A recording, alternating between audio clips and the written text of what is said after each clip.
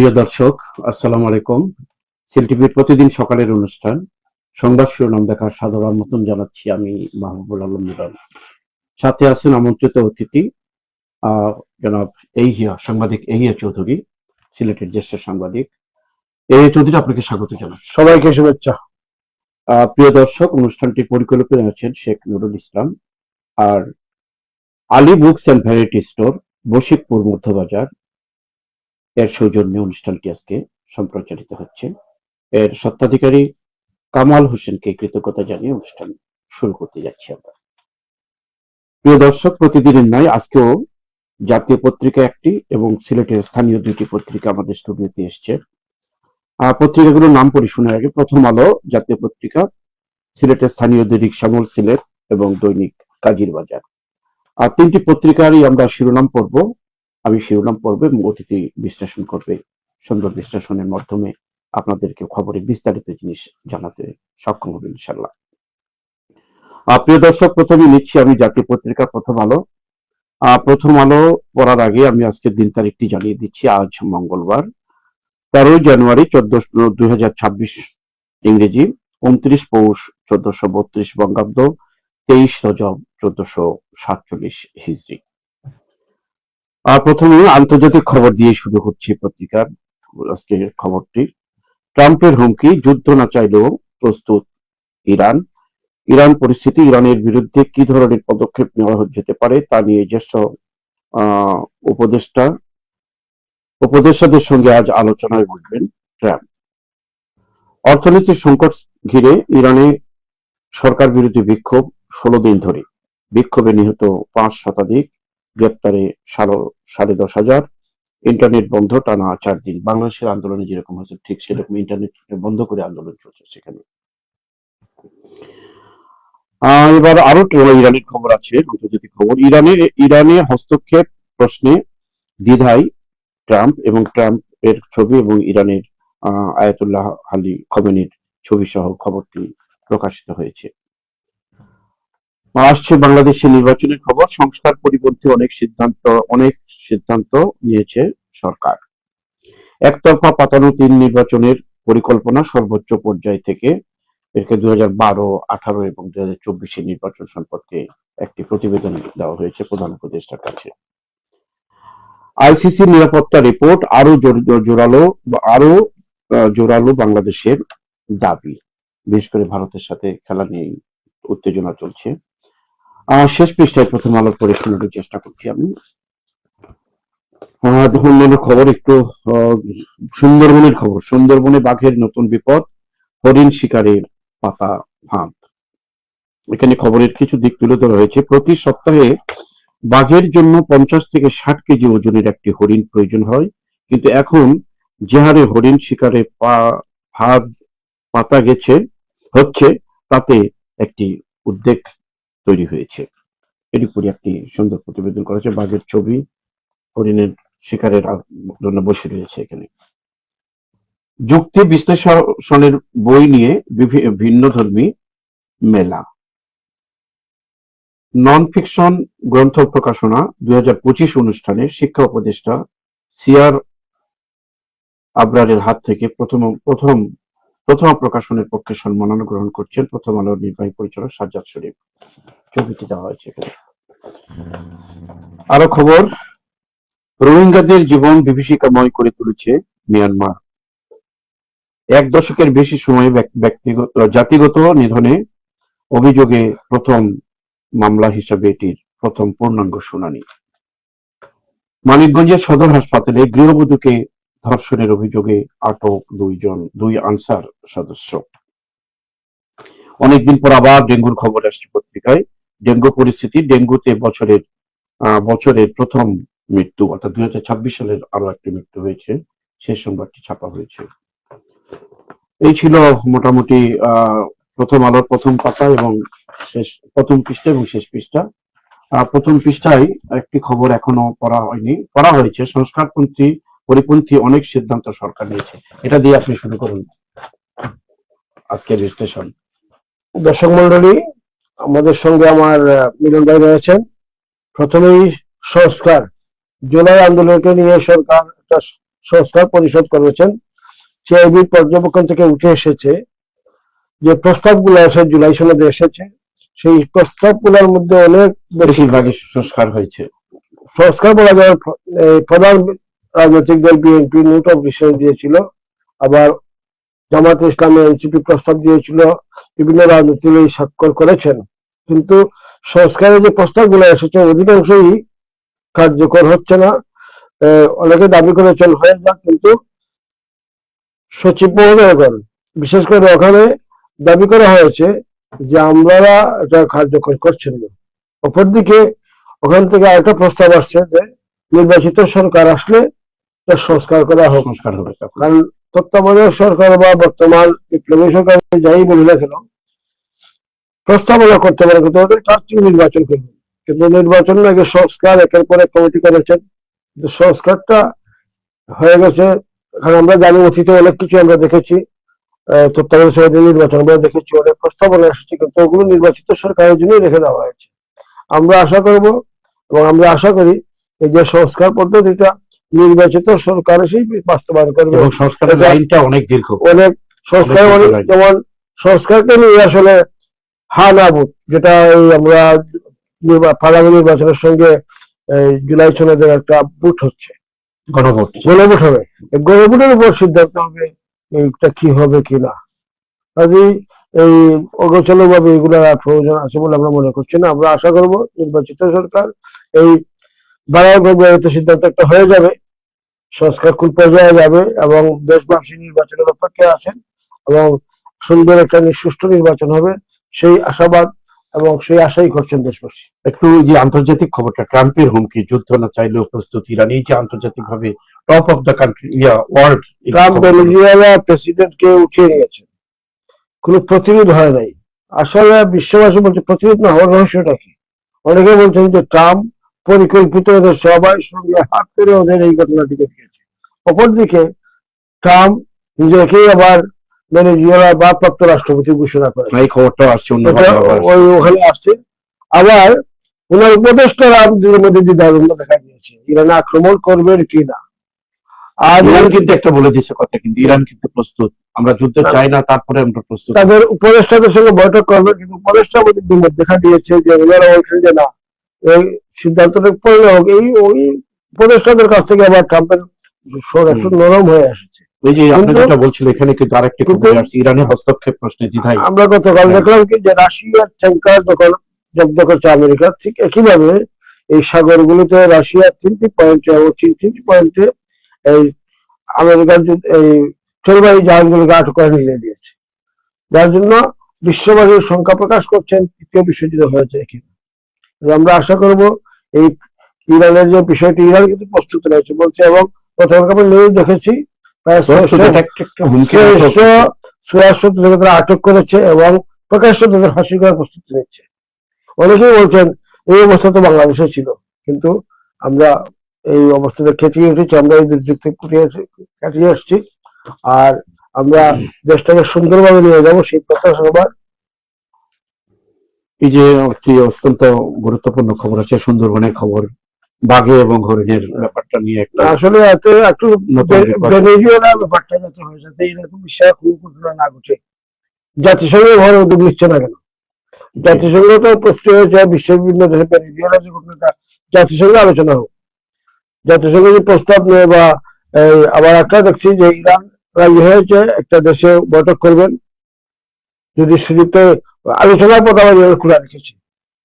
Trump আলোচনা আসার জন্য একটা প্রস্তুতি নিয়েছেন, একটা আমরা নির্বাচিত সংবাদ দেখেছি, একটা অনলাইন পোর্টালে দেখলাম যে মধ্যস্থকারীদের মাধ্যমে আলোচনায় বসবো। আমরা অপেক্ষা থেকে দেখি কোথায় ঘরে। আমরা আসি আপনার দেশের খবরের দিকে, যে সুন্দরবনে বাঘের নতুন বিপদ, হরিণ শিকারে পাতাকার। এই যে সুন্দরবন আমাদের প্রাকৃতিক এবং আসলে এশিয়া মহাদেশের সর্ববৃহৎ সুন্দরবন, কিন্তু সুন্দরবনের হরিণ শিকারে ফাঁদা পাতে বাঘ আটকা পড়ছে আর বাঘের খাদ্যের জন্য। এই জিনিসগুলো দুঃখজনক। ফাঁদ পেতে হরিণ শিকার করে বাঘের খাদ্য প্রশ্নই আসে না। আমরা আশা করব প্রাণী সম্পদ মন্ত্রণালয়, পরিবেশ মন্ত্রণালয় এই ব্যাপারে ওই সুন্দরবনের প্রকৃতি প্রাণী সম্পদকে রক্ষা করার জন্য বস্তুনিষ্ঠ পরিকল্পনা পরিকল্পিতভাবে উদ্যোগ নেয় এবং এই বাঘকে টিকে রাখা, হরিণ টিকে রাখা হলে আমাদের হরিণ এবং বাঘ আমাদের সম্পদ, ওদেরকে টিকে রাখার জন্য পরিবেশ অধিদপ্তর এবং প্রাণী সম্পদ যৌথভাবে যদি টাস্কফোর্স গঠন করে, এখানে একটা প্রাণীর খাদ্য আর একটা প্রাণী, সেখানে হরিণকেও বৃদ্ধি করতে হবে, টাস্কফোর্স গঠন করে এই ব্যাপারে সরকারের গুরুত্বপূর্ণ ভূমিকা নিতে হবে। কারণ এই প্রাণীগুলো, এবং আমরা জানি এই দুর্নীতিগ্রস্ত কিছু কর্মকর্তা রাজস্ব বিভাগের, পরিবেশ অধিদপ্তরের, ওরা যুগসাজশে চোরাচালানের সঙ্গে যুগসাজশে হরিণ শিকার করে, আবার বাঘও শিকার করে। এ ব্যাপারে কিন্তু আমাদের অতীতে আমরা অনেক নিউজ দেখেছি, চোরাচালানের হাতে বাঘ দিয়ে দেন, চোরাচালানিতে হরিণ ধরে বিক্রি করা, ওগুলো আস্তে আস্তে বিলুপ্ত আমাদের প্রাকৃতিক সম্পদ সুন্দরবনের যে প্রকৃতিটা বিলুপ্ত হয়ে যাচ্ছে। এ ব্যাপারে আমরা রয়্যাল বেঙ্গলের বিগত সরকারের শাসন আমলে আমরা দেখেছি একটা জরিপ হয়েছিল যে বাঘের, তখন ছিল শাহজাহান সিরাজ বড় প্রতিমন্ত্রী ছিলেন, বাঘের ফাল চিহ্নিত করে করে সুন্দরবনের জরিপ হয়েছিল। সেই জরিপে বাঘের পরিমাণ কমে আসছিল, তখন সিদ্ধান্ত হয়েছিল না, বাঘের পরিমাণ কিভাবে বাড়ানো যায় সে ব্যাপারে উদ্যোগ নিতে হবে। আমরা আশা করব এই বর্তমান সরকারের প্রস্তাবনা, নির্বাচিত সরকার আসলে সুন্দরবন নিয়ে সুন্দর একটি পদক্ষেপ নেবেন। আমরা সুন্দরবন নিয়ে সুন্দর পদক্ষেপ হোক, এই প্রত্যাশা রইল আমাদের। আমরা আসি আবার দেশের আরেকটি খবর আসছে যে রোহিঙ্গার জীবন বিভীষিকাময় করে তুলেছে মিয়ানমার। এই খবরটি রোহিঙ্গাদের তো দীর্ঘদিন আমাদের এই জটিলতা এখন একটা আইনগত দিকে যাচ্ছে। আসলে রোহিঙ্গা এখন আমরা যদি বলি শেখ হাসিনা ফ্যাসিস্ট ছিলেন, তার মানবিক কারণে রোহিঙ্গাকে আমাদের দেশে আশ্রয় দিয়েছিলেন, তাহলে এখন ফেরত নিচ্ছে না কেন? এখন মানবতা কোথায়? এবং আমরা আন্তর্জাতিক বিশ্বে জাতিসংঘকে অনুরোধ করবো রোহিঙ্গাকে ফিরিয়ে দেওয়ার জন্য। মিয়ানমারের সঙ্গে চুক্তি করা চীন উদ্যোগ নিয়েছিল একবার, এবং আমরা বর্তমান প্রধান উপদেষ্টা ইন্টারন্যাশনাল ওনার একটা গ্রহণযোগ্যতা আছে। প্রধান উপদেষ্টা ডক্টর ওদের কাছে আহ্বান থাকবে রোহিঙ্গা প্রত্যাবাসনের প্রয়োজনে একটা সুন্দর করে প্রস্তাবনা দিয়েছেন। সাংবাদিক সাহেব দেখেন, যাদের কাছে নিরাপত্তা দেবে সেই আইন শৃঙ্খলা বাহিনীর হাতেই আছে। নারী সদস্য একজন ধর্ষণের শিকার হলেন, গৃহবধূকে ধর্ষণের শিকার। আসলে এটা খুব দুঃখজনক। এই জন্যই আসলে স্কিল আনসার সদস্য যারা নিরাপত্তার দায়িত্বে থাকেন বিভিন্ন প্রতিষ্ঠানে, হাসপাতালে বলেন আর যে কোনো জায়গায়, ওদেরকে যাচাই বাছাই করে নিয়োগ দেওয়া উচিত। প্রাণফুল আসলে একদিকে এখানে এটা পত্রিকা একটা এসেছে, কিন্তু প্রতিনিয়ত আমরা দেখছি যে বিভিন্ন জায়গায় ডাক্তার কর্তৃক বিভিন্ন দর্শনের শিকার, ডাক্তার কর্তৃক তাও মনে করেন মামলা পর্যন্ত হয়েছে। এই যে ঘটনাটা, এগুলা থেকে আমাদের সরে আসতে হবে, এই বিষয়ে সতর্কতা অবলম্বন করা উচিত। আর কোন খবর বিশ্লেষণের মধ্যে ডেঙ্গু নিয়ে একটা খবর আসছে, এটা শেষ করে আমরা জাতীয় ডেঙ্গু প্রতি বছরই আমরা ডেঙ্গু উঠানামা করি, বিশেষ করে শীত মৌসুম থেকে বর্ষা মৌসুমে খুব বেশি হয়। তবে ডেঙ্গুর ব্যাপারে আমাদের বাড়ির পরিবেশ সংস্কার এবং পরিষ্কার রাখতে হবে। আমরা ডেঙ্গুতে রক্ষা পেতে পারি, আগে পরিষ্কার রাখতে হবে যাতে কোনো কারণে সেতে পানি না থাকে, এবং সতর্কতা হলে ডেঙ্গু লার্ভার কারণে ছড়িয়ে পড়তে পারে। এ ব্যাপারে সিটি কর্পোরেশন, পৌর এলাকা আর সব এলাকার জনপ্রতিনিধি এবং পাড়া ভিত্তিক, মহল্লা ভিত্তিক উদ্যোগ নেওয়া যায়, তাহলে আমরা এখান থেকে রক্ষা পাবো। অনেক অনেক ধন্যবাদ খবরগুলো সুন্দর বিশ্লেষণের জন্য। প্রিয় দর্শক, আমরা স্থানীয় পত্রিকা এখনো দুটো আমাদের হাতে আছে। প্রথমেই নিচ্ছি আমি শ্যামল শ্যামল সিলেটের প্রথম খবরটা নির্বাচনকে নিয়ে। সিলেটে দানের টাকায় নির্বাচনে কোটিপতি প্রার্থীরাও। বিএনপি, জামাত, এনসিপি সিলেটের 4টি আসনে জামাত এবং বিএনপি প্রার্থীরা দানের টাকায় নির্বাচন করবে তাদের হলফনামায় দেখেছেন, তাদের ছবি সহ খবরটি এসছে। এই ইলেকশন আসলে এই ধরনের খবর আমরা একটু মুখরোচক খবরগুলো আমরা পাই। আসলে কার দানের টাকা কে কাকে দিচ্ছে, এটা কি দানের টাকা কিনা তাও বিশ্লেষণের দাবি রাখে। অন্যান্য খবর, জুলাই অভ্যুত্থানে লুট হওয়া অস্ত্র উদ্ধারে সরকার ব্যর্থ বলেছেন বিএনপির মহাসচিব। মত বিনিময়, জেলা প্রশাসক মোহাম্মদ সারোয়ার আলম মত বিনিময় সভায় ন্যায় বিচারের জন্য গ্রহণযোগ্য জনপ্রতিনিধি নির্বাচনের বিকল্প নেই। যেহেতু সামনে নির্বাচন, এই নির্বাচনকে গ্রহণযোগ্য নির্বাচন, অর্থাৎ যাদেরকে ন্যায় বিচার যাদের কাছে পাওয়া যাবে তাদেরকে যে নির্বাচন, তার একটা ইঙ্গিত করে দিয়েছেন।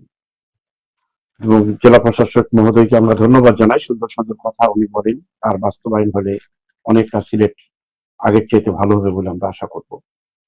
অন্য খবর আরো, ঘূর্ণি আর ইমনের 50 রংপুরের উড়িয়ে দিলেন, উড়িয়ে সিলেট পর্ব সারলো টাইটনস। যে সুন্দর করে খেলা খবরটি উল্লেখ করা হয়েছে এখানে।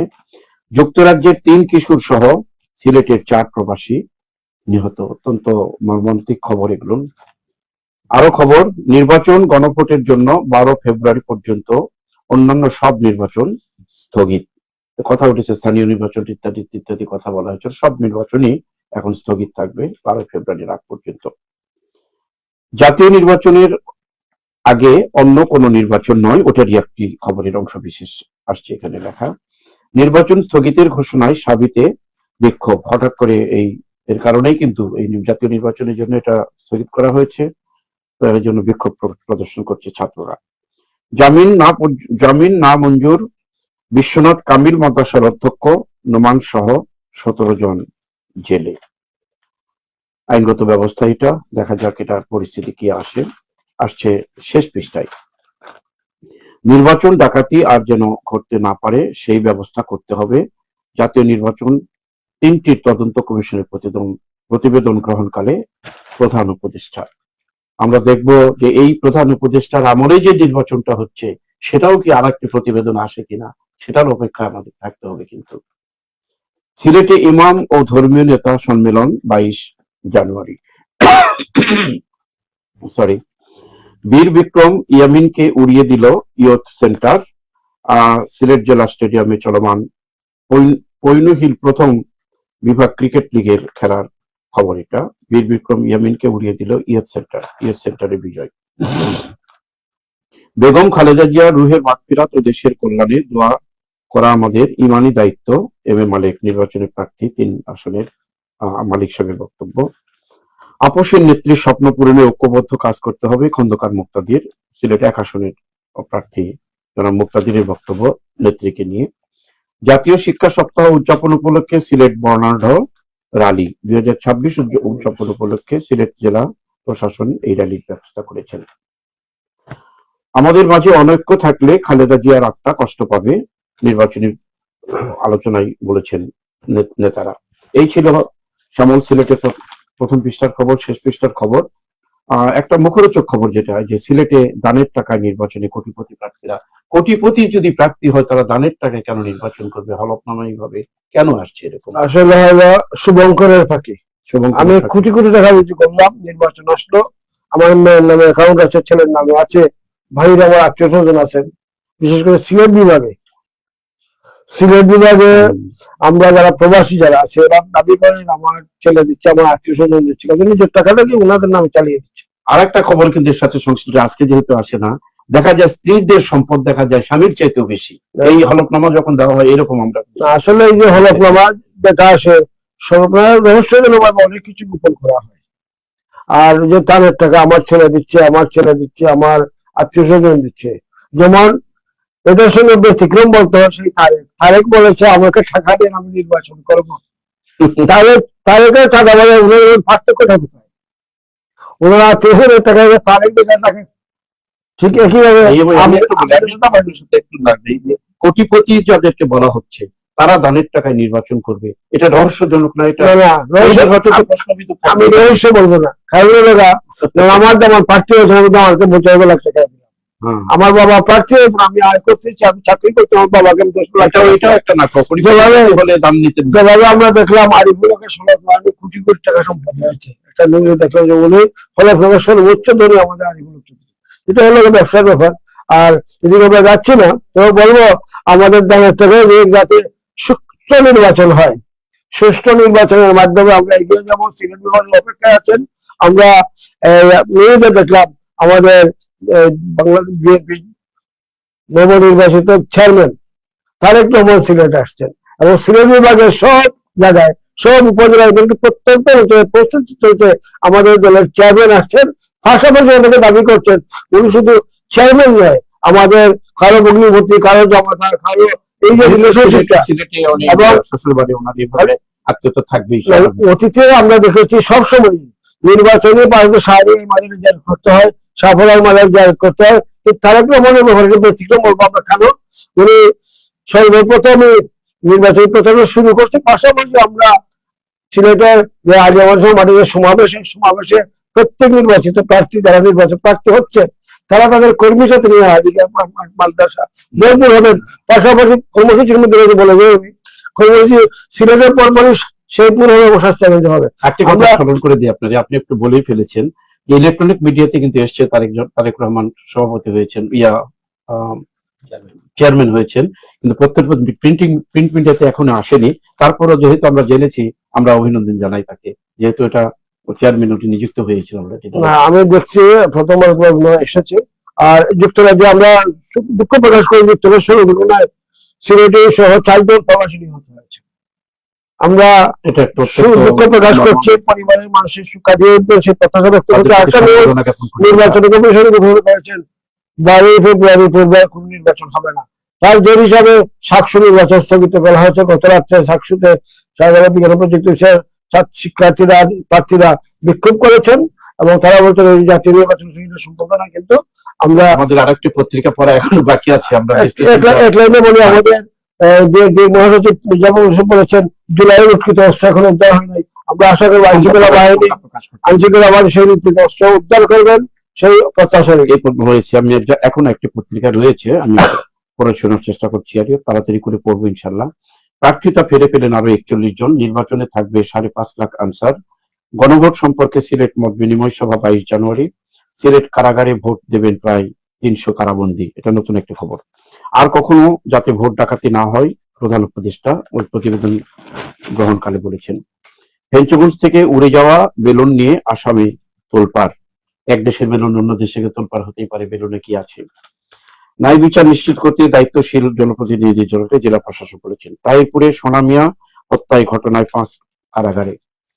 এই ছিল প্রথম পাতার খবর কাজীর বাজারের শেষ পৃষ্ঠায় হবিগঞ্জ থেকে 4টি এয়ার গান উদ্ধার।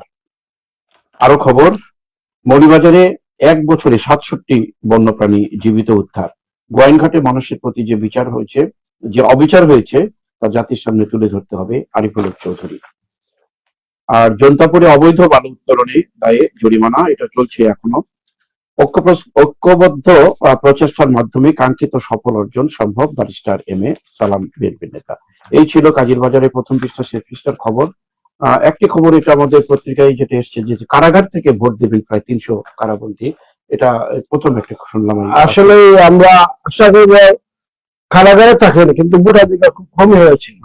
আমরা বলবো এই যে উদ্যোগ নেওয়া হয়েছে, কারা কর্তৃপক্ষ যে উদ্যোগ নিয়েছেন, ওনারা 300 কারাবন্দী ভোট দিবেন, তাদের ভোট প্রয়োগের সুযোগ হয়েছে এবং ঠিক একইভাবে সিলেট নয়, গোটা বাংলাদেশেই প্রক্রিয়াটা চালু করবে বলে আশাবাদ ব্যক্ত করছি।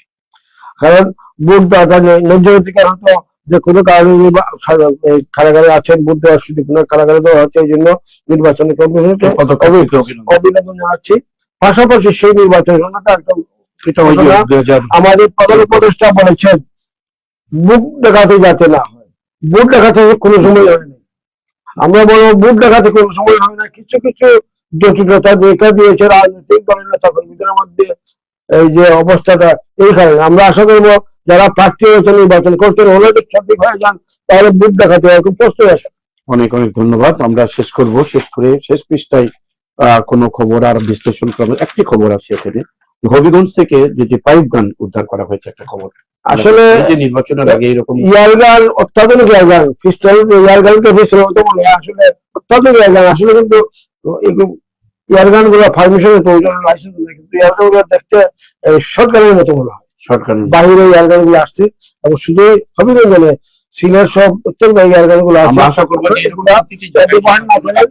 ব্যবহার না করে সেদিকে আইনশৃঙ্খলা বাহিনী উদ্যোগ নেবে। অনেক অনেক ধন্যবাদ। অতিথি খবর বিশ্লেষণ করলেন খুব সুন্দরভাবে।